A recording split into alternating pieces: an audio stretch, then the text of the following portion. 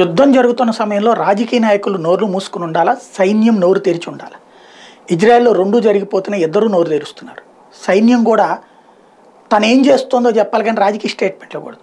రాజకీయ నాయకులు సైన్యపు స్టేట్మెంట్ ఇవ్వకూడదు, వాళ్ళని సమర్థిస్తూ ఇవ్వాలి. ఈ రెండు పక్కకి వెళ్ళిపోయింది ఇజ్రాయెల్. ఒకప్పటి బాధ్యతాయుతమైన ఇజ్రాయెల్ ఇప్పుడు బాధ్యతారహితమైన ఇజ్రాయెల్గా మారింది.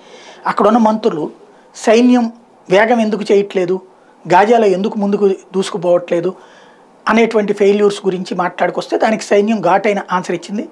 యుద్ధంలో ఏం జరుగుతుందో మాకు తెలుసు అన్నటువంటి.